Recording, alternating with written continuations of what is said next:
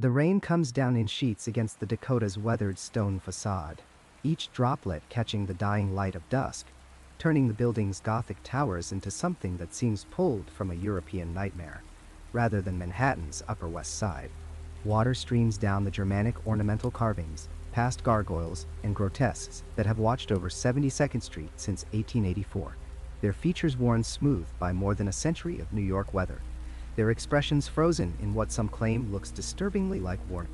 This building draws the eye differently than its neighbors. Where other apartment houses on Central Park West stand proud and welcoming, the Dakota hunches, it looms, it seems to absorb light rather than reflect it.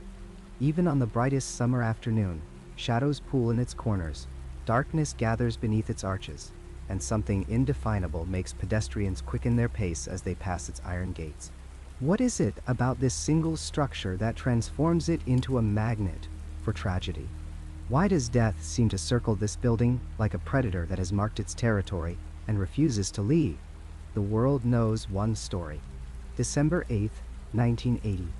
John Lennon, returning home with Yoko Ono, cut down in the archway by a man who had asked for his autograph just hours before. The news circled the globe.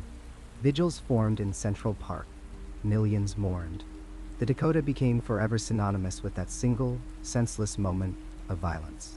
But what the world does not know, what remains buried beneath decades of whispers and sealed police reports and stories too disturbing for mainstream coverage, is that Lennon's murder was not an aberration. It was not even the worst thing to happen within these walls. It was merely the most public. Before that December night, 6 other tragedies unfolded here, each one darker, more twisted, more inexplicable than what came after. Deaths that investigators could not fully explain.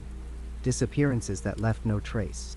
Events that veteran New York City detectives, men who had seen the worst humanity could offer, would later describe as deeply wrong in ways that transcended ordinary crime. Occultists know the Dakota by another name. They call it the Crossroads. Some say the building sits at a convergence point of ley lines, ancient pathways of energy that crisscross the earth. Paranormal investigators who have attempted to work within its walls report equipment failures, unexplained electromagnetic spikes, and phenomena they struggle to categorize. More tellingly, they report an overwhelming sense of presence, of being watched by something that has claimed this space as its own. New York's community of sensitives and mediums maintain an informal registry of locations they will not enter under any circumstances. The Dakota appears on every single list. When pressed, they describe the same sensation. The building is hungry. It has developed an appetite that grows stronger with each passing decade, and it feeds on suffering in ways that defy rational explanation. The question that haunts researchers is whether these tragedies are random, coincidental concentrations of human darkness in a city filled with millions of stories, or whether something about the Dakota itself invites catastrophe. Did these events happen at this location by chance, or does the building somehow call them forth? The answer may lie in the very foundation. In 1881, when construction began on what would become Manhattan's first luxury apartment building, workers reported disturbing finds. Bones that did not match any known animal. Stone markers carved with symbols that predated European settlement.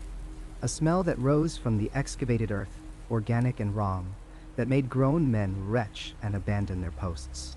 3 workers died during construction under circumstances the newspapers of the era described only as peculiar, that were doing heavy lifting to cover what witnesses struggled to articulate. The building's architect, Henry Janeway Hardenberg, designed a structure that seemed to channel European Gothic sensibilities in ways that puzzled his contemporaries. Why the fortress-like appearance? Why the moat-like courtyard? Why ornamental details that seem designed not to welcome, but to warn? Some architectural historians suggest Hardenberg was influenced by his travels through Bavaria. Others point to sketches found in his papers after his death, drawings that show the Dakota overlaid with geometric patterns and annotations in languages he supposedly did not speak. The building's original developer, Edward Cabot Clark, did not live to see his creation completed. He died in 1882, a year before the Dakota opened its doors. His death certificate lists natural causes, but his physician's private journals, discovered decades later in a Connecticut estate sale, tell a different story. Clark had become obsessed with the building in his final months. spending nights wandering the unfinished halls, claiming he heard voices speaking from the walls, insisting that something was waking up in the foundation. These details form a pattern. A cursed excavation. Deaths during construction. An architect whose design seemed guided by knowledge he should not possess. A developer driven to madness before completion. And then, once the building opened, a cascade of tragedies that would span a century. The Dakota drew the wealthy and the famous from its earliest days. Luxury apartments when apartment living was still viewed with suspicion by New York's elite. The building promised elegance, security, privacy. It delivered something else entirely. Within 5 years of opening, 3 residents had died violently. Within 10 years, whispers of haunting were common enough that the building struggled to fill vacancies despite its prestigious address. Within 20 years, certain apartments had earned reputations as unlucky units that no amount of price reduction could keep occupied for long. By the 1920s, by the 1930s, as New York modernized and rationalized, as the city embraced steel and glass and clean lines, the Dakota remained defiantly Gothic, defiantly strange, and bodies kept appearing. Some deaths were ruled suicides, some accidents, some simply unexplained. What united them was a quality that police detectives began to recognize, a signature of wrongness that suggested these deaths were connected by something deeper than geography. Then came the period between 1960 and 1980, 20 years that would transform the Dakota from a building with a dark history into something that researchers now believe may be actively malevolent. 7 events, each one escalating in horror, each one leaving witnesses traumatized and investigators baffled. Events that seemed designed to inflict maximum psychological damage, to create suffering that echoed beyond the immediate victims. And then John Lennon. The 7th event. The one that made headlines. The one that confirmed what occultists had been saying for decades. This building demands blood, and it will not be denied. What you are about to hear is the complete chronicle of the Dakota's curse. Not the sanitized version. Not the tourist-friendly ghost stories. The real history, reconstructed from police files, witness testimonies, sealed documents, and interviews with those brave enough or desperate enough to speak about what they experienced within those walls. This is the story of a building that may have been corrupted from its very foundation, that has claimed lives across generations, and that continues to exert an influence that defies explanation. This is the story of 7 tragedies, each darker than the public realizes, each connected by invisible threads to the building that hosted them. The rain falls harder now against the Dakota's facade. The building stands as it has for more than a century, patient and permanent, waiting for whatever comes next. Because if the pattern holds, if history is any guide, the curse is not finished. The Dakota's appetite remains unsatisfied. And somewhere in its shadowed halls, in its secret corners, in the spaces between its walls, something continues to watch and wait and hunger. The city of New York in the year 1880 was a place of relentless transformation, where elegant brownstones still dominated the Upper West Side, and the idea of building a massive apartment complex north of 72nd Street seemed nothing short of madness. The land there was wild, undeveloped, populated more by wandering livestock and squatters than respectable citizens. When Edward Severin Clark, heir to the Singer sewing machine fortune, announced his intentions to construct the largest and most luxurious apartment building the city had ever seen on this remote tract at 72nd Street and 8th Avenue. Newspaper editors mocked him mercilessly. They said he might as well be building in the Dakota Territory, that distant wilderness recently opened to settlers, a place so far removed from civilization it might exist on another continent entirely. The name stuck, and Clark, with characteristic defiance, embraced it. He would call his creation the Dakota, and he would prove that luxury could thrive anywhere his vision planted it. But the land Clark chose carried whispers that predated his ambition by generations. Before construction crews ever broke ground, the plot had housed a facility that locals preferred not to discuss in polite company. The Bloomingdale Insane Asylum had occupied these acres from 1821 until 1875, just 5 years before Clark purchased the property. For more than half a century, the mentally ill had been confined within its walls, subjected to treatments that ranged from benign neglect to experimental procedures that would horrify modern sensibility. The asylum's reputation was grim, even by the standards of its era, with reports of patient abuse, unexplained deaths, and overcrowding that transformed wards into human warehouses, where the screaming never quite stopped. When the asylum finally closed its doors and relocated further north, the buildings were demolished, but demolition cannot erase memory. Workers who cleared the site in preparation for the Dakota's foundation reported finding remnants that spoke to the asylum's troubled history. Rusted restraints, fragments of medical implements, and unmarked graves scattered across the property. The asylum had maintained its own burial ground for indigent patients, those with no family to claim them, and the institutional record-keeping of the mid-1800s was notoriously haphazard. No one could say with certainty how many bodies rested beneath the earth, or whether all had been properly relocated when the asylum moved. The historical record grows murkier still when we push back beyond the asylum's construction. Native American oral traditions passed down through Lenape descendants speak of the area as a sacred burial site, a place where generations of their ancestors were laid to rest long before European settlement transformed the island. Colonial maps are vague about the region, marking it as wild land, occasionally noting indigenous settlements, but rarely bothering to record the significance such places held for the people who lived there first. Archaeological evidence from nearby excavations has confirmed extensive Lenape presence throughout Manhattan, including burial practices that established certain elevated areas, like the ridge where the Dakota now stands, as ceremonially important. Whether Clark knew this history when he purchased the land remains unclear, but the convergence of two burial traditions, indigenous and institutional, on a single plot creates an unsettling foundation for any structure. Edward Clark was a man possessed by vision and perhaps by something darker. His architect, Henry Janeway Hardenberg, recalled that Clark's instructions bordered on obsessive. The Dakota was not merely to be beautiful or grand, it was to be impregnable. Clark demanded walls thick enough to muffle any sound from the outside world, gates that could be secured against intruders, and a central courtyard that allowed residents to retreat from the chaos of the city into a private universe. He insisted on fireproof construction at a time when most buildings remained vulnerable to flame, specifying materials and techniques that drove costs to astronomical heights. The building's design incorporated elements more common to medieval fortresses than residential architecture: massive stone blocks, minimal ground floor windows, elaborate iron gates that could transform the Dakota into a sealed compound within minutes. Friends noted that Clark's manner changed as construction progressed. He visited the site daily, obsessively inspecting every detail, dismissing workers whose pace dissatisfied him, ordering modifications that delayed completion.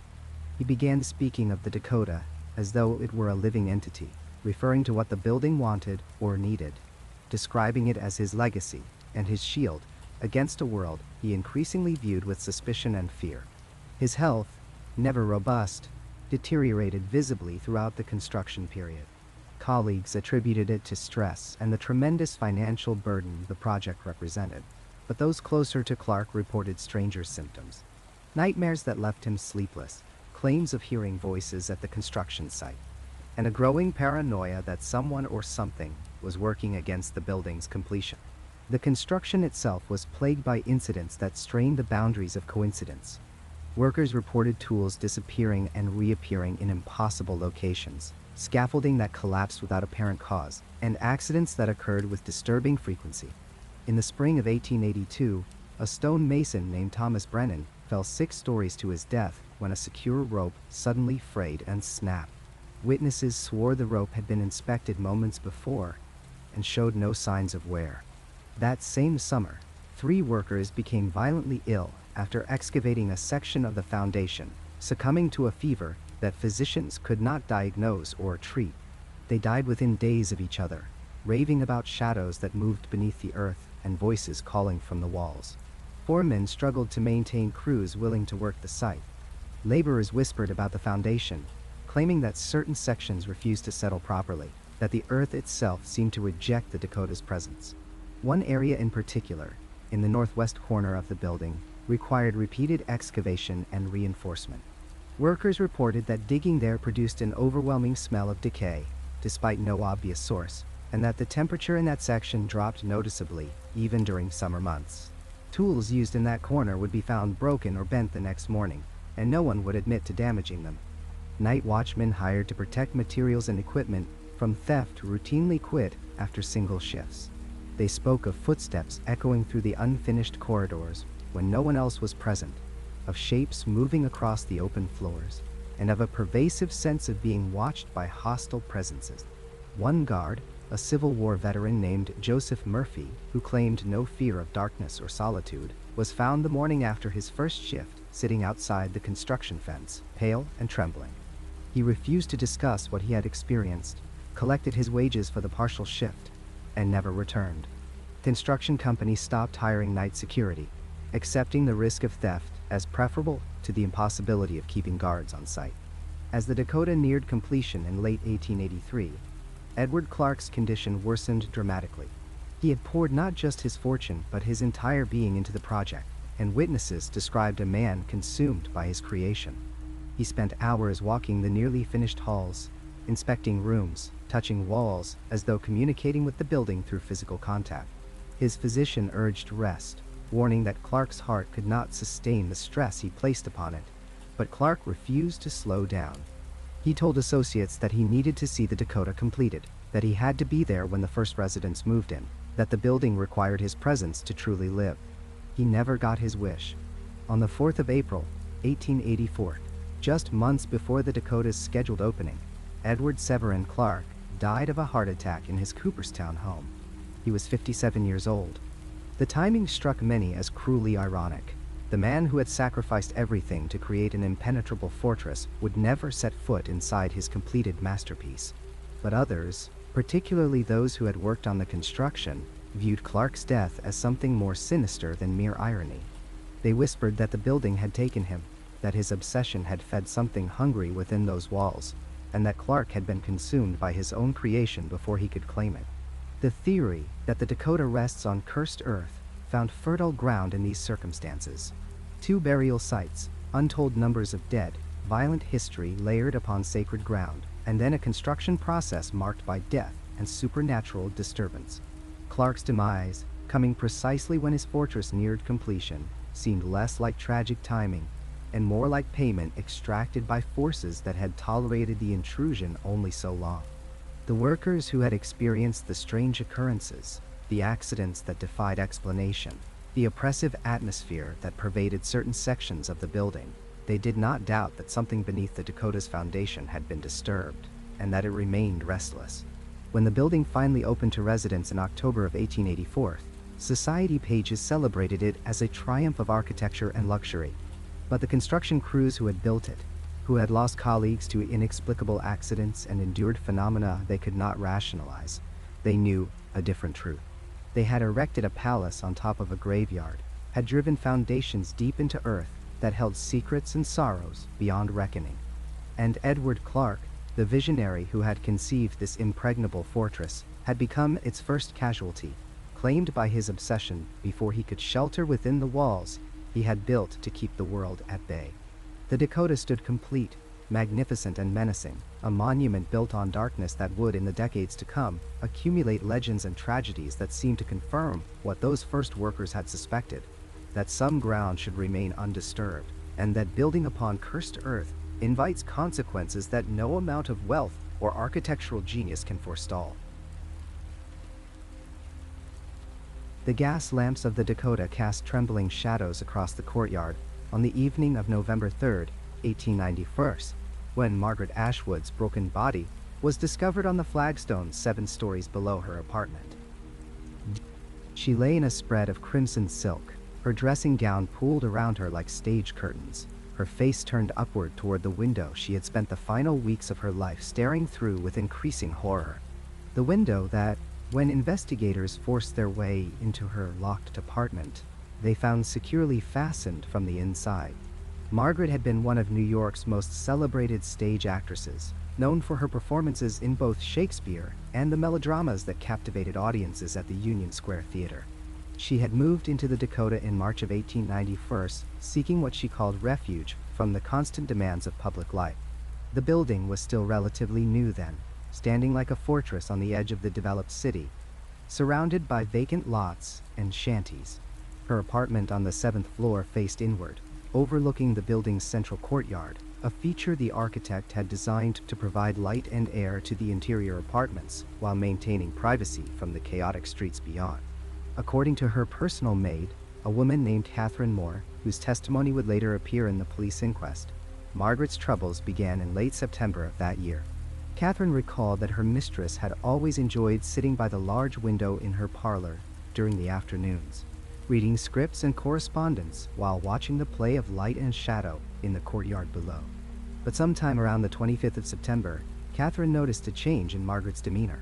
The actress had become fixated on the window, spending hours simply staring downward, her scripts abandoned on her lap, her tea growing cold beside her.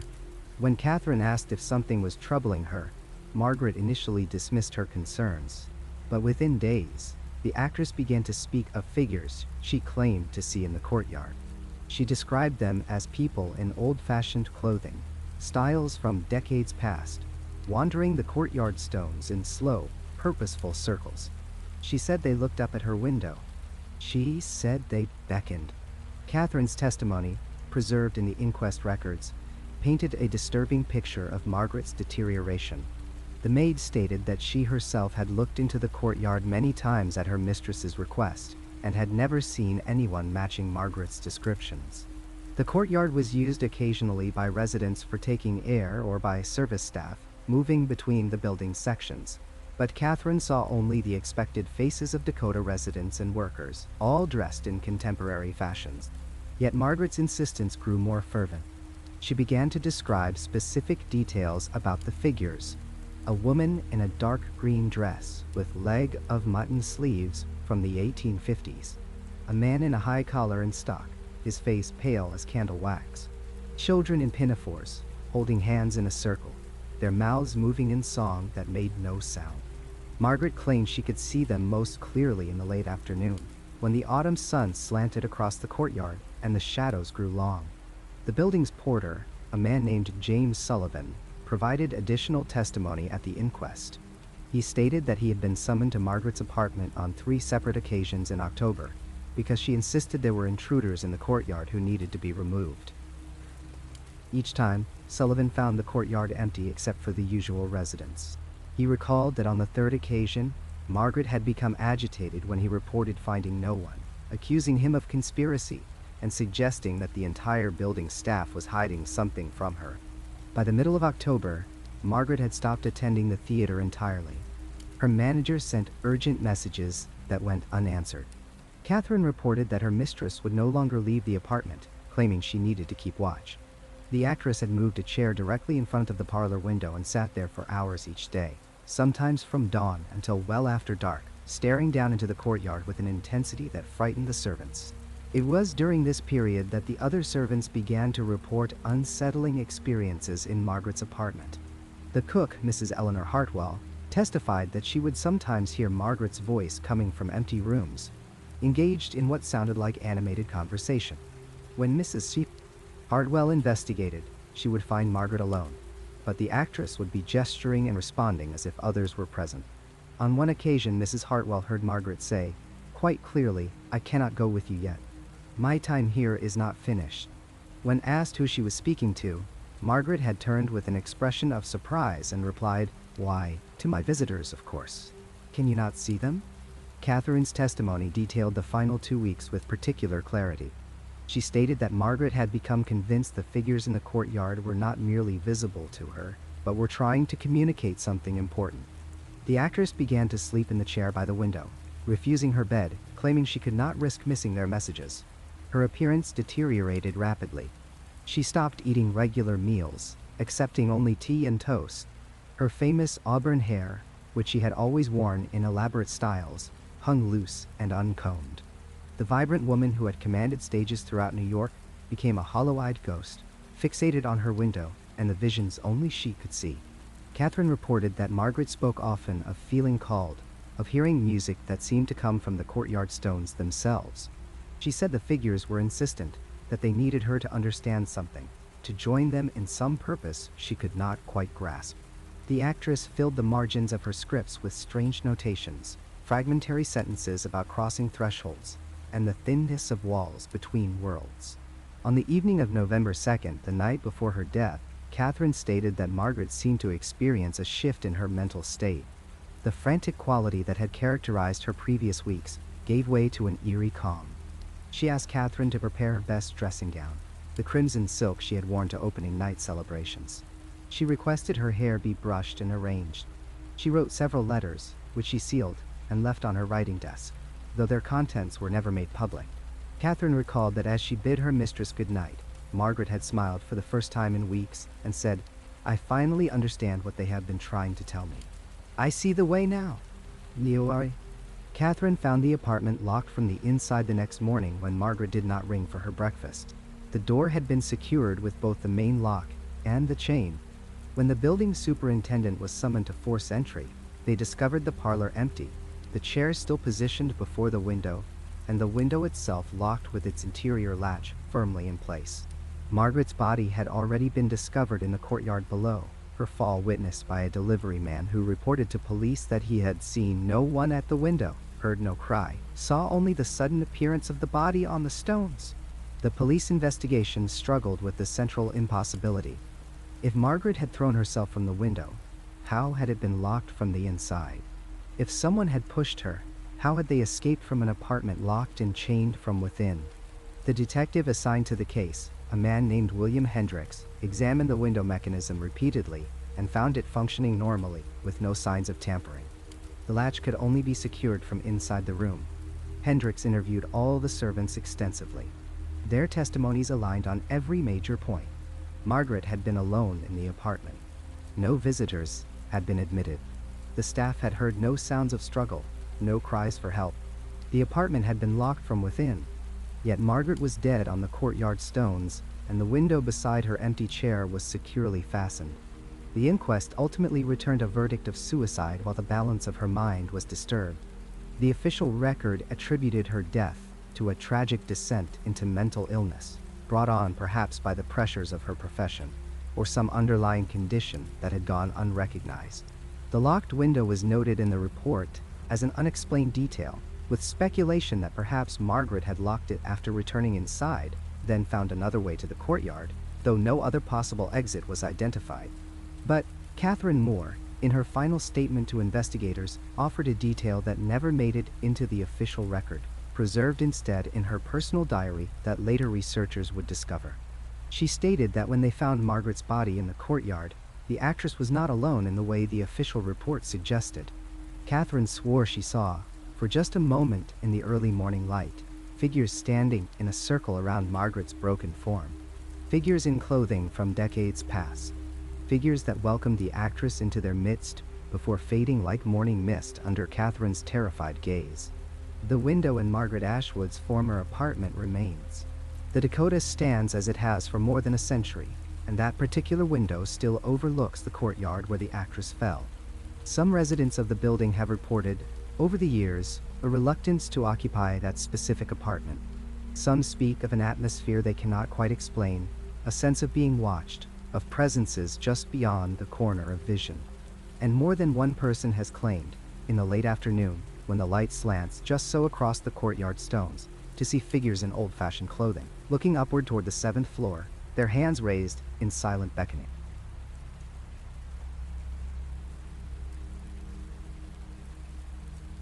The Dakota apartment building stood proud on the corner of 72nd Street and Central Park West in the spring of 1923, its German Renaissance facade casting long shadows across the sidewalk as the afternoon sun began its descent. Within its ornate walls, on the 7th floor, the Harrington family had made their home for nearly 3 years, and to anyone who passed them in the marble-trimmed hallways, they appeared to be the very picture of prosperity and contentment. Charles Harrington worked in finance. His wife, Margaret, tended to their home with the kind of devoted precision expected of women of her station, and their 2 children, Eleanor and Thomas, ages 8 and 6 respectively, were often heard laughing as they played in the spacious rooms of their apartment. But on the morning of April 16, 1923, Eleanor woke with a fever that seemed to come from nowhere. Appearing in the small hours before dawn, with a ferocity that alarmed her mother immediately. The child's skin burned to the touch, and by mid-morning, she had begun speaking in confused fragments, her eyes unfocused and glassy. Margaret summoned the family physician, Dr. Nathaniel Whitmore, who arrived by early afternoon and conducted a thorough examination. What troubled him most, he would later tell colleagues, was the absence of any identifiable symptoms beyond the fever itself. There was no rash, no cough, no inflammation of the throat. The child simply burned with an internal fire that seemed to have no source and no name. Eleanor died 37 hours later, on the evening of April 17th, in her bedroom overlooking Central Park. The room had been kept dark, the curtains drawn against the spring light, and Margaret had not left her daughter's side except for the briefest of moments. The child's last words, whispered to her mother in the dim gaslight, were a simple request to play with Thomas one more time. By the time the sun rose on April 18th, young Thomas had developed the same mysterious fever. Dr. Whitmore returned, this time bringing 2 colleagues from Bellevue Hospital, men who specialized in infectious diseases and rare childhood ailments. They examined the boy for hours, taking samples of his blood, inspecting every inch of his small body, consulting their medical texts, and conferring in hushed tones in the hallway. Margaret could hear them through the door, their voices tight with frustration and growing alarm. One physician suggested scarlet fever, but there was no rash. Another proposed meningitis, but the symptoms did not align. A third wondered aloud if some unknown toxin had infiltrated the apartment, perhaps in the water or the wallpaper paste, though no other residents of the Dakota had reported any illness. Thomas Harrington died on April 21, 1923, exactly 4 days after his sister. The death certificate, signed by Dr. Whitmore with what witnesses described as a trembling hand, listed the cause as fever of unknown origin. In the decades that followed, medical historians who examined the case files would find themselves equally baffled. The symptoms matched no known disease of the era. Some have speculated about viral infections not yet understood by 1920s medicine, while others have suggested environmental poisoning, though no evidence was ever found to support such theories. The mystery of what killed Eleanor and Thomas Harrington remains, to this day, entirely unsolved. The effect on Margaret Harrington was immediate and devastating. Neighbors reported hearing her screams echo through the corridor on the night of Thomas's death, a sound so primal and anguished that several residents fled their apartments in distress. In the days that followed the funeral, a modest affair held at a chapel on Madison Avenue, Margaret refused to leave the apartment. More troubling still, she refused to acknowledge that her children were gone. Charles returned home from making arrangements one afternoon to find his wife setting the table for 4, placing small portions on Eleanor's and Thomas's plates, speaking to the empty chairs, as though the children sat there still. By early May, less than 3 weeks after Thomas's death, Margaret's disconnection from reality had become total. She would wake in the morning and call for the children to dress for school. She would prepare their breakfast and lay out their clothes. Most disturbing to the servants who still came to the apartment, she insisted she could hear them playing in the hallway, their laughter echoing off the marble floors, their footsteps pattering back and forth outside the door. She would open the door and speak to the empty corridor, asking Eleanor and Thomas to please come inside, to stop running in the halls, to be mindful of the neighbors. The servants would exchange glances heavy with grief and fear, but none dared contradict her. Charles Harrington, by all accounts a rational man hardened by years in the unforgiving world of finance, found himself unable to cope with his wife's deterioration. Friends reported that he aged years in a matter of weeks, his hair turning gray, his face becoming gaunt and hollow. He hired nurses to watch over Margaret, but she would dismiss them, insisting she needed to care for the children. He consulted with psychiatrists who recommended institutionalization, but Charles could not bring himself to commit his wife to an asylum. Instead, he withdrew into himself, spending longer and longer hours away from the apartment, returning late in the evening to find Margaret sitting in the children's room, reading aloud from storybooks to the darkness. On the evening of November 3, 1923, Charles Harrington fell from the window of his 7th-floor apartment. The police report indicates that the fall occurred sometime between 9 o'clock in the evening and midnight. though the exact time could not be determined as there were no witnesses. The window in question was in his study, a room he had increasingly used as a refuge from his wife's delusions. The investigation concluded that his death was accidental, suggesting he had perhaps leaned too far out while seeking fresh air, though some officers noted privately that the window was higher than would be natural for such an accident. The whispers of suicide were never officially recorded, but they circulated nonetheless among the Dakota's residents and staff. Margaret survived her husband by only 4 months. On March 9, 1924, she was found in the bathtub of the apartment, submerged in water that had long since gone cold. The maid who discovered her reported that the bathroom door had been locked from the inside and that she had been forced to summon the building superintendent to break it down. On the floor beside the bathtub were the children's favorite toys, arranged in a neat circle as though for a tea party.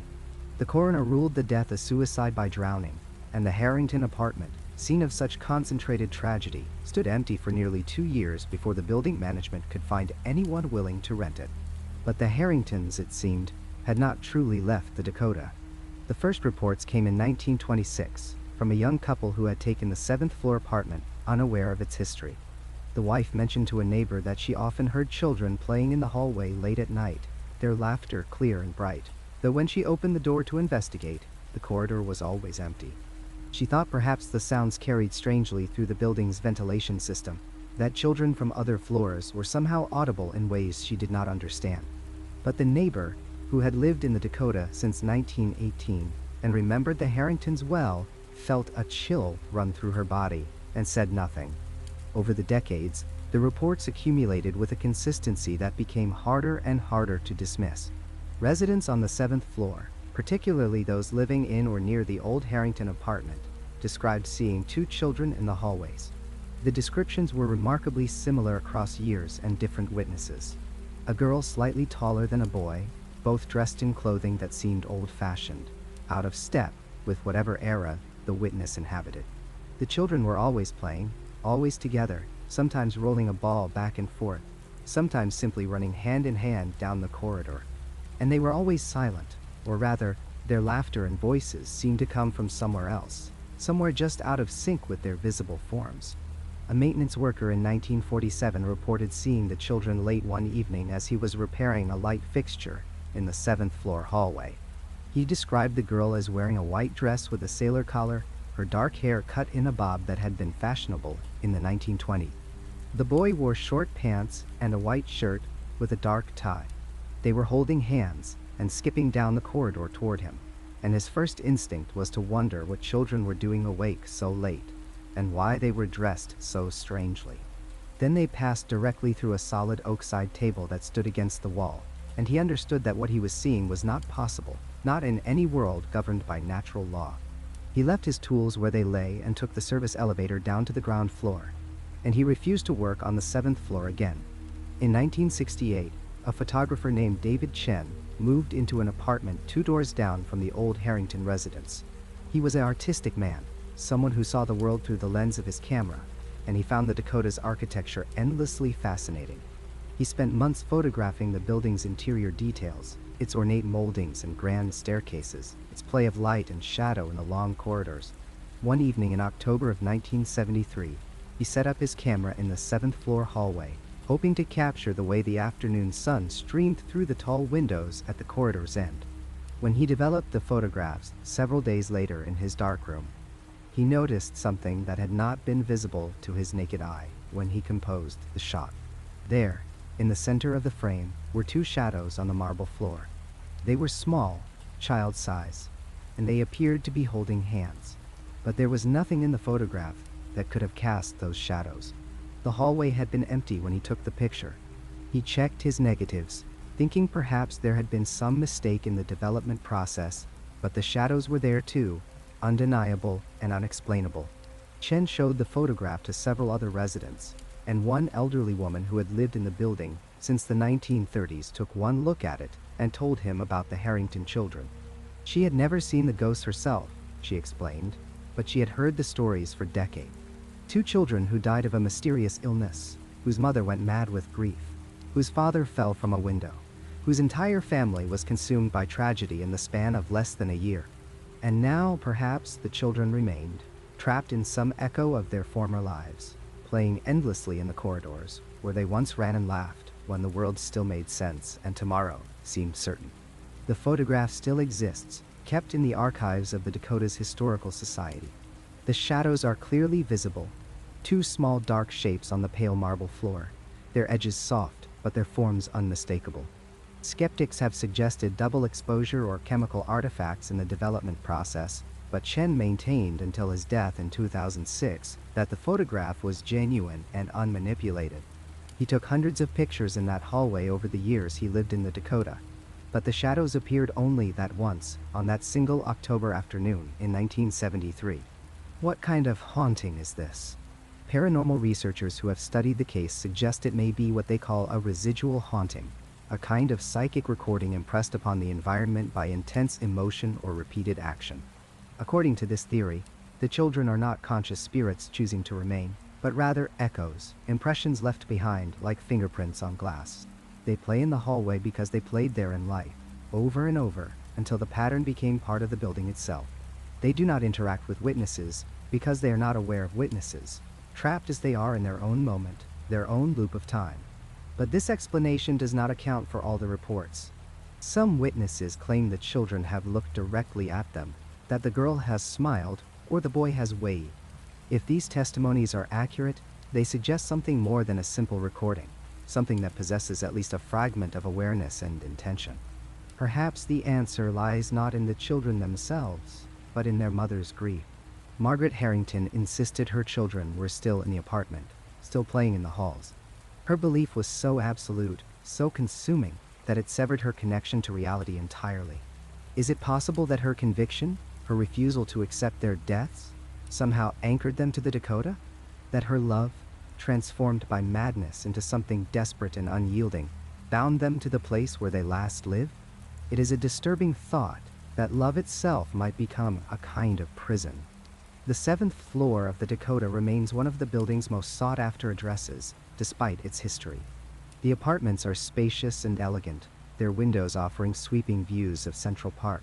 But those who live there, even those who dismiss the stories as mere folklore, sometimes find themselves pausing in the hallway, listening to sounds they cannot quite identify, catching movement at the edge of their vision that vanishes when they turn to look.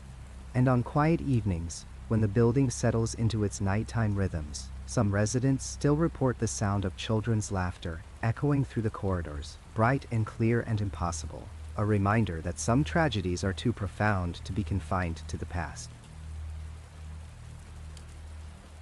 The Dakota apartment building has witnessed many tragedies throughout its long history, but few stories chill the blood quite like that of Vincent Marsters, a classical composer whose ambitions led him to madness, and perhaps something far worse. In the spring of 1949, Vincent Marsters arrived at the Dakota with dreams of creating his magnum opus. At 42 years old, he was considered a talented but overlooked composer, a man whose earlier works had garnered modest praise, but never the recognition he desperately craved. Friends described him as intense, driven by an almost pathological need to prove himself among the greats. He believed that the Dakota, with its Gothic architecture and storied past, would provide the atmospheric inspiration he needed to compose something truly transcendent. He told colleagues that the building itself seemed to hum with creative energy, that its walls whispered melodies to those willing to listen. Marsters moved into apartment 63 on the building's 6th floor in late April. The apartment featured high ceilings, ornate moldings, and most importantly to Vincent, exceptional acoustics. He had his grand piano moved in before his furniture, before his bed, before anything else. The instrument was a Steinway Model D, a magnificent concert grand that had cost him nearly every penny of his modest inheritance. To Vincent, it was worth more than food, more than comfort, more than human companionship. For the first 2 weeks, neighbors heard nothing unusual. Vincent kept to himself, venturing out only for essentials, his appearance already beginning to show signs of neglect. The building's superintendent, a man named Harold Wojcik, later recalled seeing Vincent in the hallway during this period, mumbling to himself about finally hearing it, about the music becoming clear. Harold thought little of it at the time. Artists were known to be eccentric, and the Dakota had housed its share of unusual personalities. But then the music started. It began softly at first, drifting through the walls at odd hours. 2 in the morning. 4. 4. Sometimes at dawn. The melody was unlike anything the neighbors had heard before. Mrs. Eleanor Hartwell, who lived in the apartment directly below Vincent's, described it as sounding wrong, as if the notes themselves were fighting against the natural order of music. She told police later that it made her feel sick, that listening to it gave her nightmares about drowning in dark water. The melody was repetitive, obsessive. The same phrase over and over, perhaps 30 seconds of music that Vincent would play continuously for hours. Other residents reported the same experience. The music seemed to creep through the building's ventilation system, echoing through the corridors at night. Some claimed it sounded backwards, as if Vincent were somehow playing the notes in reverse order, though how such a thing could be accomplished on a piano, no one could explain. Mr. Thomas Abernathy, a banker who lived on the same floor, worked up the courage to knock on Vincent's door after a particularly long session that stretched from midnight until nearly 6 in the morning. When Vincent finally answered, Thomas was shocked by his appearance. In just 3 weeks, the composer had transformed from a relatively healthy man into something gaunt and hollow. His eyes were ringed with dark circles so pronounced they looked like bruises. His hands trembled constantly. Most disturbing was his smile, wide and fixed, as if muscles had forgotten how to relax. Vincent assured Thomas that everything was fine, better than fine. He claimed he was on the verge of completing his masterpiece, that the Dakota was giving him exactly what he needed. He called the building his muse, his partner in creation. Thomas noticed that Vincent's fingertips were bleeding, the skin worn away from constant playing. But when he mentioned this, Vincent simply looked at his hands as if seeing them for the first time, then gently closed the door without another word. The building manager received multiple complaints. Residents demanded action, but there was little that could be done. The Dakota's lease agreements were notoriously tenant-friendly, and Vincent wasn't technically violating any rules. The music, however disturbing, wasn't excessively loud. It was just wrong, profoundly wrong, in a way that made people's skin crawl and their dreams turn dark. During the final week of May, several residents reported seeing Vincent walking the halls late at night, his fingers moving constantly as if still playing invisible keys. He would stop at corners, cock his head as if listening to something no one else could hear, then nod and continue on. The night doorman James Carroll observed Vincent leaving the building at 3 in the morning, walking to the center of 72nd Street, and standing there in his nightclothes, conducting an orchestra that wasn't there.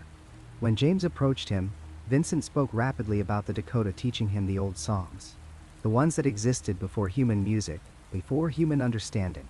Then, on June 2nd, the music stopped. The sudden silence was almost as disturbing as the melody had been. Neighbors who had grown accustomed to the nocturnal performances found themselves lying awake, waiting for notes that never came.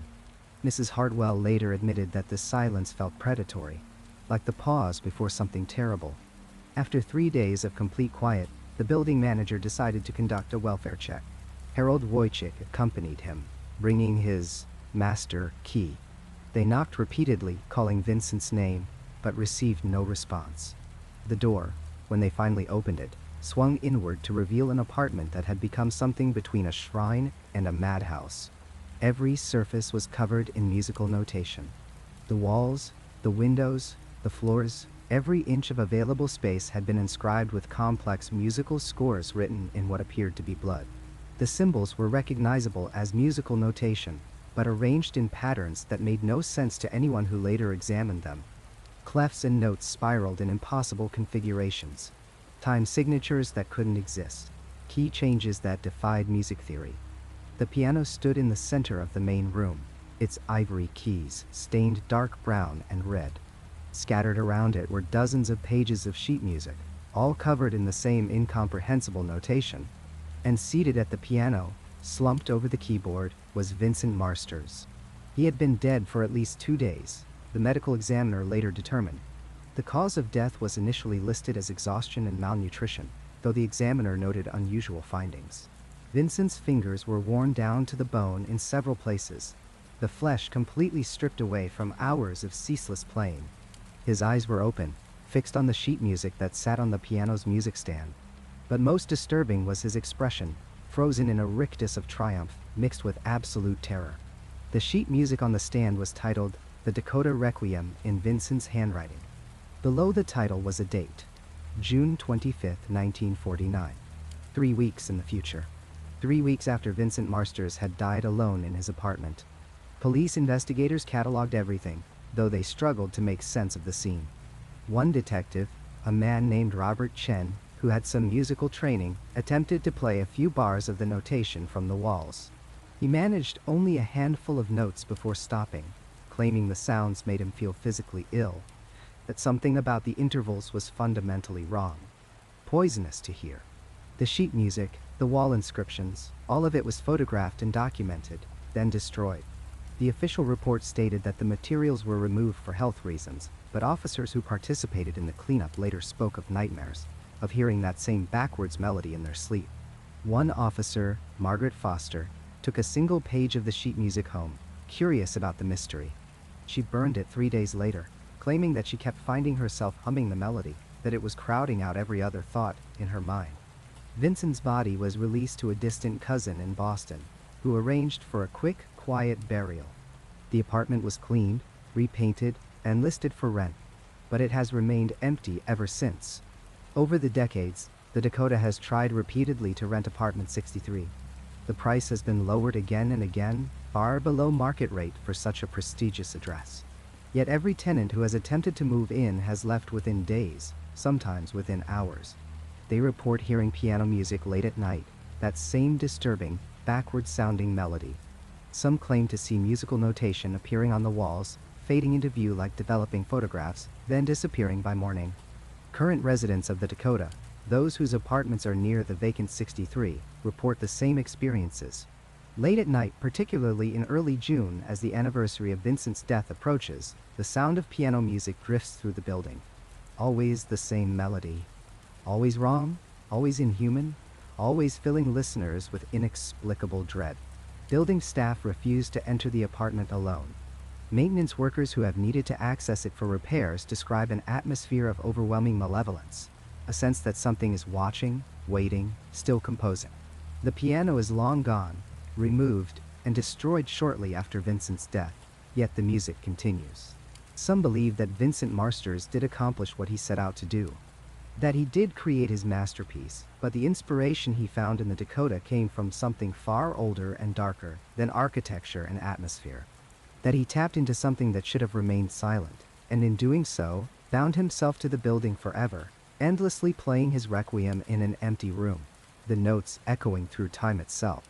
The Dakota Requiem, if it can be called that, continues its performance, heard but never fully understood, a melody that exists outside the bounds of human music, playing on and on through the decades, waiting perhaps for someone else willing to listen, willing to transcribe its poisonous beauty, willing to transcribe its poisonous beauty, willing to let the Dakota teach them the old songs that existed before we learned to fear. The Dakota apartment building stood like a fortress against the October wind in 1959, its German Renaissance facade casting long shadows across West 72nd Street. Thomas Weber had walked past the building countless times in his 20 years as a renovation architect in Manhattan, but he'd never imagined he would be the one called to modernize its interiors. At 38 years old, Weber had built a respectable career updating the homes of New York's elite, bringing 20th century convenience to 19th century grandeur. The Dakota Commission should have been the crowning achievement of his professional life. Instead, it became his tomb. Weber began his work in early March of that year, hired by the building's management company to oversee the renovation of several apartments whose elderly tenants had recently passed away or moved to smaller quarters. His initial reports were professional and unremarkable. He noted the building's solid construction, the quality of its original materials, the challenge of updating plumbing and electrical systems without damaging the ornate plasterwork and woodwork. His assistant, a young draftsman named Leonard Cole, later told police that Weber seemed excited about the project but not unusually so. It was just another job, albeit a prestigious one. The change began in late April. Weber had requested access to the Dakota's original architectural plans, drawn up by architect Henry Janeway Hartenberg in the 1870s. The building's management provided what they had, a set of blueprints from 1884, updated plans from 1912, and various modification documents from the intervening years. Weber spent 3 full days in the basement archive room, comparing the documents, making notes, measuring them against the building's actual dimensions. When he emerged, Cole noticed something different in his employer's demeanor. Weber seemed distracted, speaking in half sentences, his eyes constantly darting around as if searching for something just out of view. Over the next 2 weeks, Weber became obsessed with what he called discrepancies. He would spend hours with a measuring tape, walking the same hallways repeatedly, counting his steps, marking numbers in a leather notebook he'd begun carrying everywhere. He told Cole that the building's interior dimensions didn't match the blueprints.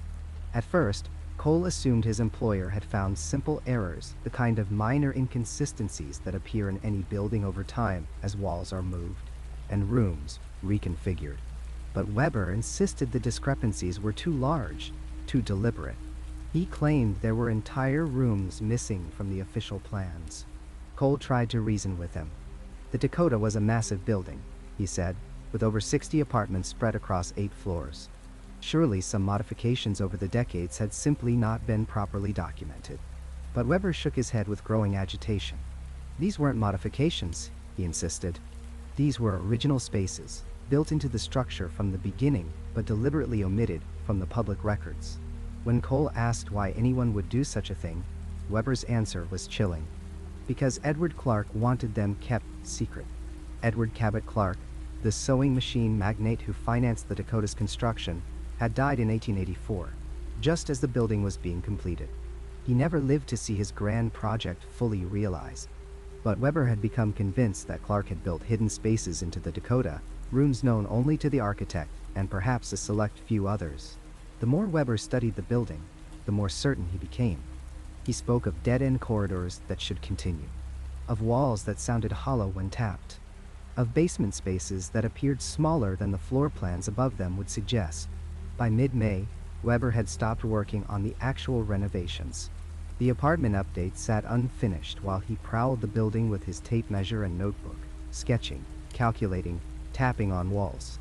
The building's superintendent, a man named Morris Stein, complained to management that Weber was disturbing residents, showing up at odd hours, requesting access to utility closets and storage rooms that had nothing to do with his contracted work. When management confronted Weber, he became defensive and paranoid. They didn't understand, he said. They couldn't see what he could see.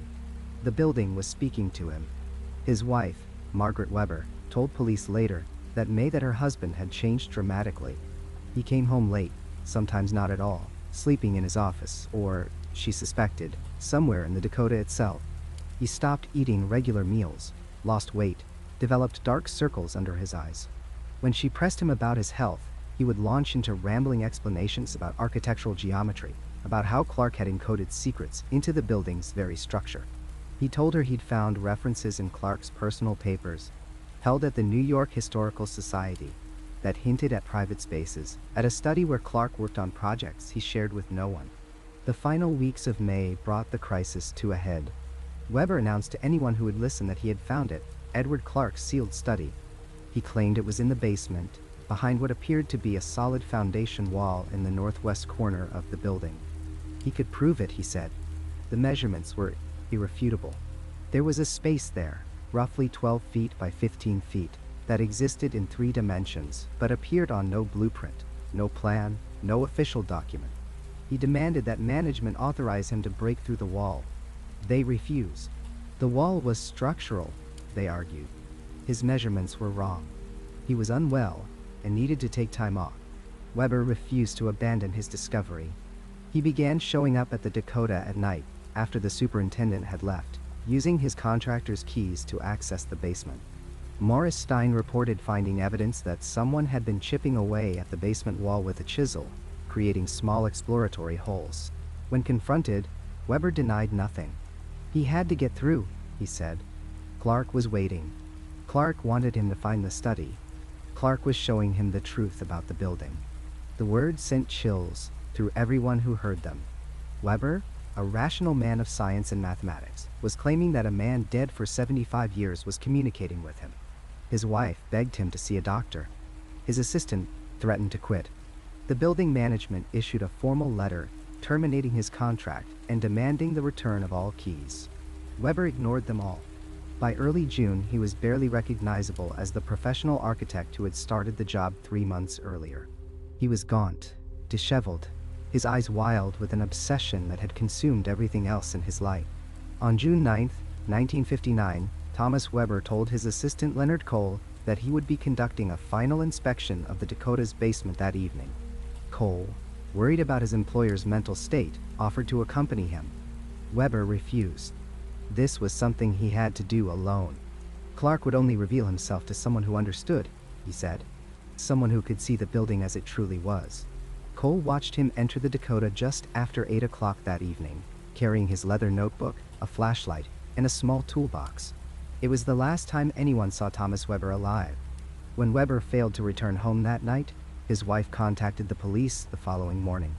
Officers searched the Dakota from top to bottom over the next 3 days. They found no sign of him. His car was still parked outside. His toolbox was discovered in the basement, near the northwest wall he'd been obsessed with, but there was no indication he'd broken through, or that anything had happened to him there. The superintendent checked every apartment, every storage room, every utility closet. The police brought in dogs. They interviewed every resident, every worker, every person who had been in or near the building that night. Thomas Weber had simply vanished, as if the building itself had swallowed him whole. The case went cold. Margaret Weber held out hope for months that her husband would be found, that there was some rational explanation. But as summer turned to fall and fall to winter, even she began to accept that Thomas was gone. The police filed the case as a missing person, suspected suicide or voluntary disappearance, though the circumstances satisfied no one. Then, in December of 1959, 6 months after Weber's disappearance, maintenance workers were addressing a water leak in the Dakota's basement. The leak appeared to be coming from behind a section of wall in the northwest corner, the same area Weber had been obsessed with. When workers broke through the plaster and brick, expecting to find a simple pipe problem, they instead discovered a small chamber, roughly 12 feet by 15 feet, that appeared on no building plan. The space was original to the building's construction, sealed with the same materials and methods used in 1884. Inside, they found Thomas Weber. His body was badly decomposed after 6 months in the sealed chamber, but identification was conclusive. He was slumped against the far wall, his flashlight dead beside him, its batteries long exhausted. In his hand, clutched so tightly that the medical examiner had difficulty prying it free, was his leather notebook. The chamber itself was empty except for dust and some old lumber. Nothing that would suggest it had ever been Edward Clark's private study or anything else of significance. There was no other entrance to the space, no way in or out, except through the wall the maintenance workers had broken through. How Weber had gotten inside remained a mystery that the police could never solve. But the notebook raised questions far more disturbing than the mystery of his entry. Police initially assumed it would contain the ravings of a madman, the paranoid delusions that had consumed Weber's final months. Instead, they found detailed architectural notes, sketches, and descriptions. Weber had documented features of the Dakota that he claimed Clark had shown him. A planned expansion that would add a 10th floor in 1968, the installation of a computerized security system in 1973, the conversion of servant quarters to luxury apartments in 1986. The entries were specific, technical, written in the precise language of an architect describing actual work. Every single feature Weber described in those final notebook entries would eventually be added to the Dakota, some of them decades after his death. The police, baffled and unsettled, sealed the notebook as evidence. The case was officially closed as death by misadventure, though no explanation was ever provided for how Weber entered the sealed chamber, or how he could have known about building modifications that wouldn't occur for another 20 or 30 years. The small chamber was bricked up again, its location carefully documented this time, but left empty and undisturbed. Workers who've had to access it since report an overwhelming sense of unease, a feeling that they're being watched by someone who doesn't want them there. Some claim they can hear scratching sounds from inside the walls nearby, like someone trying to chip their way through from the other side. The Dakota's current management doesn't discuss the Weber case, and the sealed room doesn't appear on any public building plans even now, more than 60 years later. Thomas Weber found what he was looking for. The question that haunts everyone who knows the story is whether he found it in madness, or whether something in the Dakota truly did speak to him, sharing secrets that no living person should know. In the end, the building kept him, just as it has kept so many of its secrets, sealed away in the darkness where Edward Clark's ghost still walks, showing the truth to anyone foolish enough to look. The autumn rain fell steadily on West 72nd Street when Eleanor Crane first arrived at the Dakota in late September of 1977. She was 43 years old, recently divorced, and carrying 2 leather suitcases and a stack of bound journals that she would never let leave her sight. The doorman who helped her that day would later recall how she paused at the archway, staring up at the Gothic facade with an expression he described as recognition, as if she were greeting an old friend she had hoped never to see again. Eleanor moved into apartment 6C, a modest 2-bedroom unit on the northern side of the building. Within her first week, she began approaching neighbors in the hallways, in the courtyard, near the mailboxes. Her warnings started quietly, almost apologetically. She would mention that the building had a presence, that it watched the people who lived within its walls. Most residents smiled politely and hurried past. This was New York City, after all, and the Dakota had always attracted its share of eccentrics. But Eleanor's warnings grew more urgent as October gave way to November. She began speaking of something she called the building's hunger. Mrs. Patricia Edmonds, who lived directly across the hall, remembered Eleanor knocking on her door at odd hours, insisting that the Dakota was alive in some fundamental way, that it fed on the energy of those who dwelled inside it. Patricia would later tell investigators that she initially found Eleanor charming if somewhat intense, a lonely woman looking for connection in a building full of people who valued their privacy. By December of 1977, Eleanor's behavior had shifted from eccentric to alarming. She started talking about a pattern, a cycle that the building followed. According to multiple neighbors who were later interviewed, Eleanor claimed that the Dakota required 7 deaths, 7 souls that would anchor it to this world and complete some dark architecture that transcended brick and mortar. She spoke of previous deaths in the building, going back decades, and insisted that she could feel them layered in the walls like sediment. Thomas Garrett, a television producer who lived on the 7th floor, encountered Eleanor in the lobby one evening in early 1978. He recalled that she grabbed his arm and told him that something terrible was approaching, that the building had shown her visions of a death that would shake the world. When he asked what she meant, she became agitated, saying only that it would happen at the gates, that someone famous would fall, and that his death would complete the pattern. Thomas gently extracted himself from the conversation, and later mentioned the incident to building management, suggesting that Eleanor might need psychiatric evaluation. The journals Eleanor kept have since become the most disturbing evidence in what some call the Dakota prophecy. Written in her precise, slanted handwriting, these diaries document her daily life alongside increasingly detailed visions of what she believed was coming. In an entry dated February 14, 1978, she wrote about walking through the courtyard and feeling a pull toward the archway entrance, a magnetic force that made her skin prickle. She described seeing shadows that did not match any living person, shapes that moved independently through the Dakota's corridors. By summer of 1978, Eleanor's journals had become almost entirely focused on her visions. She wrote about dreams, where the building spoke to her in a language she could not quite understand, but somehow comprehended. The Dakota, she insisted, was selecting its final sacrifice. It needed someone whose death would carry weight, whose loss would send ripples through the world. The building, she wrote, craved significance. It wanted to mark history. Then came the entries that would later cause readers to question everything they thought they understood about coincidence and fate. On August 9, 1978, Eleanor described a vision in remarkable detail. She wrote about a musician with round glasses who would approach the gates of the Dakota. She described him as someone beloved, someone whose music had touched millions. In her vision, she saw him fall near the archway, saw his blood on the pavement, saw the building itself seem to breathe in his final moment. Eleanor showed these journal entries to at least 3 neighbors during 1978 and 1979.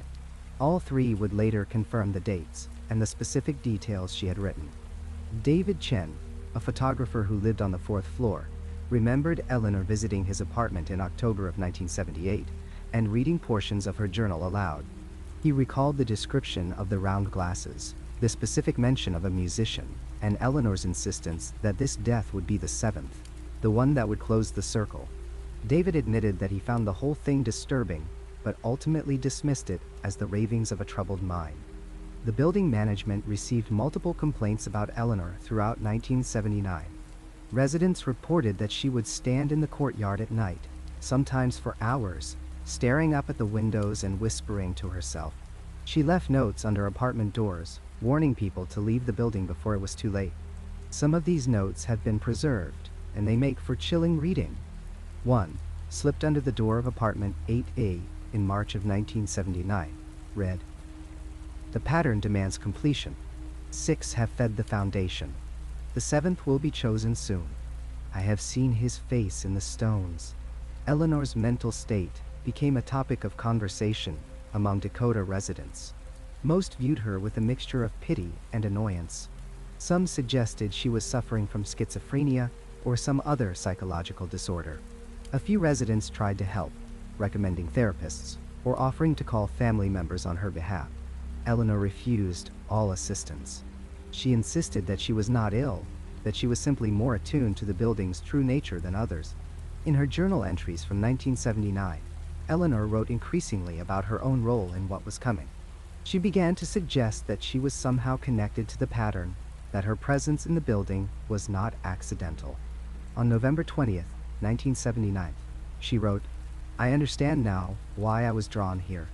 I am not meant to prevent what is coming. I am meant to witness it, to record it, and then to follow. The building needs 7, and I will be among them." The final year of Eleanor's life, 1980, saw her retreat further into isolation. Neighbors reported seeing her less frequently in the hallways. She stopped leaving warning notes, stopped approaching people with her prophecy. Those who did encounter her said she seemed resigned, almost peaceful in a way she had not been before. When Patricia Edmonds asked if she was feeling better, Eleanor simply smiled and said that everything was proceeding as it needed to. Eleanor's journal entries from 1980 are sparse compared to previous years, but each one carries a weight that becomes almost unbearable in hindsight. On May 3rd, she wrote, "The musician is in the building now. I see him sometimes in the courtyard. He does not know what awaits him. The Dakota has made its choice." On September 15th, autumn approaches, the season of completion. "I can feel the building gathering itself, preparing." On November 30th, "It will be soon now." December has always been a month of endings. December 7th, 1980, was a Sunday. According to the medical examiner's report, Eleanor Crane died in her bathtub sometime in the late afternoon. The official cause of death was listed as drowning, though no definitive determination could be made regarding whether it was accidental or intentional. There were no signs of struggle, no indication that anyone else had been in the apartment. The water in the tub was described as cold when her body was discovered the following morning by building maintenance, who had been called by neighbors concerned about water seeping through their ceiling. Eleanor's final journal entry was found on her bedside table, written in the same careful handwriting that had filled thousands of pages over the previous 3 years. It was dated December 7th, 1980, and the timestamp indicated it had been written that morning. The entry consisted of a single sentence. "It's almost complete. The 7th will close the circle. I won't be here to see it." Approximately 24 hours after Eleanor's death, on the evening of December 8th, 1980, John Lennon was shot and killed in the archway of the Dakota Building. He was returning home with his wife, Yoko Ono, just before 11 at night. A man with a revolver called out his name and fired 5 shots. John Lennon, musician, icon, resident of the Dakota, died at Roosevelt Hospital at 11:07. He was 40 years old. He wore round glasses. The connection between Eleanor's prophecies and John Lennon's murder sent shockwaves through the remaining Dakota residents who had known her. David Chen, the photographer who had dismissed her warnings, later said he could not sleep for months after making the connection. Patricia Edmonds moved out of the building within 6 weeks. Thomas Garrett, the producer Eleanor had accosted in the lobby years before, gave several interviews about his encounters with her, struggling to explain what it might mean. The journals have been examined by psychiatrists, psychologists, and investigators. Skeptics point to the vague nature of some predictions. the possibility of coincidence, the likelihood that Eleanor was indeed mentally ill, and that her apparent accuracy was simply the result of retrospective pattern matching. They note that the Dakota was home to many famous residents, and that predicting a famous person might die there was not, statistically speaking, remarkable. But others cannot dismiss this specificity. The round glasses, the musician, the gates, the seventh death completing a pattern, and most haunting of all, Eleanor's own death exactly one day before, as if she had known the precise moment when her role in the pattern would end and the final piece would fall into place. Some believe Eleanor Crane was a prophet, cursed with knowledge she could not prevent from unfolding. Others suggest she was somehow connected to darker forces, that perhaps her presence in the building was part of the mechanism that brought about John Lennon's death. The question that haunts everyone who studies this case is simple and impossible. Did Eleanor Crane predict John Lennon's murder, or did she somehow cause it? Was she a passive observer of fate, or an active participant in the Dakota's hunger? And if the building truly required 7 deaths to complete its pattern, what does that mean for those who continue to live within its walls? Eleanor believed she was the 6th. John Lennon, by her accounting, was the 7th. The circle, she wrote, would be closed. Whether that closure brought an ending or merely a new beginning remains a question that keeps some former residents awake in the darkest hours of the night, remembering a troubled woman who saw too much and a beloved musician who died exactly as she said he would, at the gates of the building that Eleanor Crane called a collector of souls. The Dakota stands tonight as it has for over 140 years, its Germanic towers catching the light of passing cars on Central Park West, its iron gates opening and closing with the same measured rhythm they have maintained since 1884. But something has changed in recent years. The residents who once spoke freely about their famous address now grow quiet when certain questions are asked. They glance toward the ornate ceilings of their apartments, as if the building itself might be listening. We must acknowledge what happened here on December 8, 1980. The world knows that story. It has been told and retold, examined and re-examined, until the tragedy of John Lennon's murder has become inseparable from the Dakota's identity. It was the 7th major tragedy in the building's history, completing a pattern that some residents had whispered about for decades. But this is not that story. That story belongs to the world. What belongs to the Dakota, what remains sealed within its limestone walls, are the mysteries that preceded it and the questions that linger still.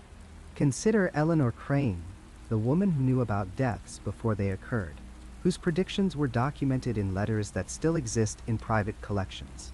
No rational explanation has ever accounted for her knowledge. Psychologists have theorized about cold reading, about probability and coincidence, but none have explained how she knew the specific apartment numbers, the exact methods, the precise timing of events that had not yet transpired. Then there are Thomas Weber's sealed rooms.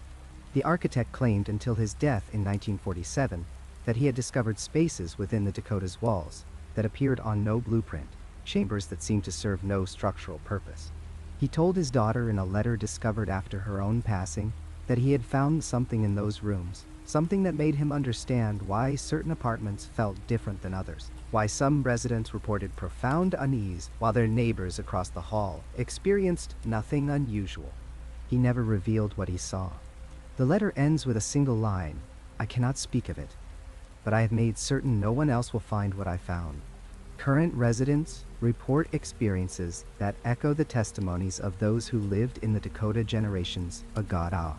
A woman who has occupied an apartment on the 6th floor for 12 years, who agreed to speak only on condition of complete anonymity, describes children's laughter in the hallway outside her door at 3 in the morning.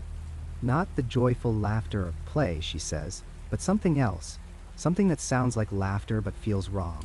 The way a photograph can look almost right until you notice the eyes are following you.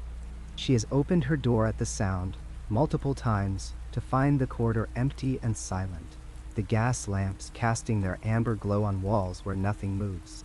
A composer who relocated to the Dakota in 2018 speaks of a melody that drifts through the building's ventilation system on certain nights, always between midnight and 3 in the morning. He has tried to transcribe it, this trained musician with perfect pitch, but the notes seem to shift as he writes them down, rearranging themselves into sequences that should not work musically, but somehow do, creating harmonies that leave him unsettled for days afterward. He has researched the building's history extensively, searching for some mention of this particular composition, and found nothing. Yet he insists it is the same melody every time, note for note, until he tries to capture it.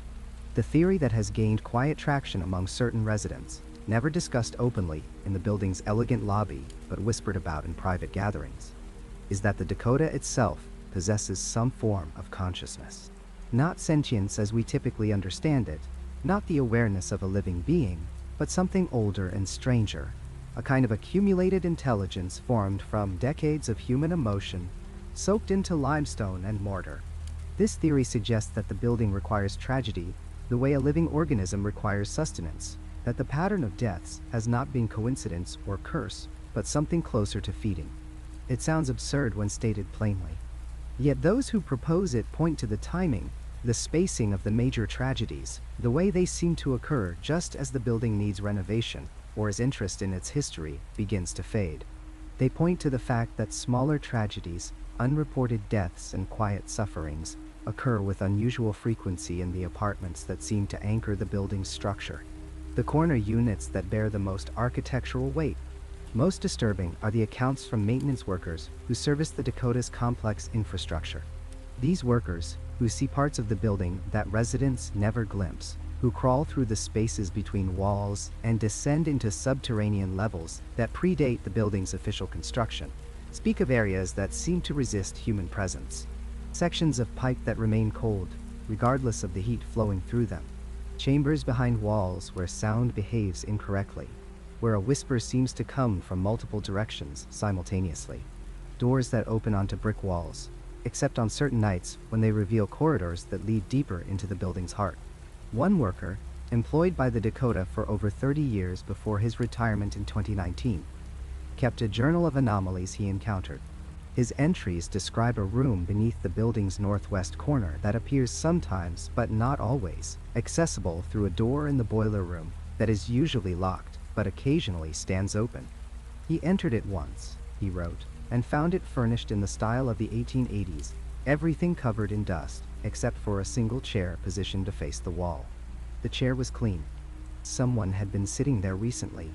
And then there is Yoko Ono, still residing in apartment 72. The same room she shared with John Lennon.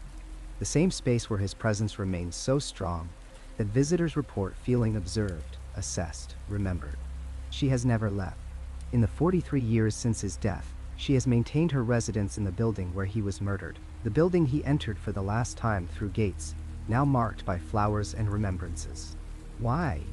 She has given interviews over the years, offered various explanations, but none quite account for the depth of that choice, the decision to remain in rooms that must contain unbearable memories. Unless she knows something, unless she understands, as perhaps only a longtime resident can, that leaving is not an option, that the Dakota holds on to those who matter to it, that some connections cannot be severed by simple relocation. The Dakota still stands at 72nd and Central Park West, its windows watching, its doors waiting. Some say the pattern is not complete.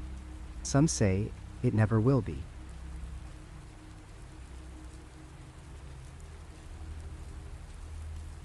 That's where this journey ends for tonight. If you made it all the way here, subscribe and hit the bell for more long-form stories like this. Check out the videos on screen for more right now. Drop your own experiences in the comments below.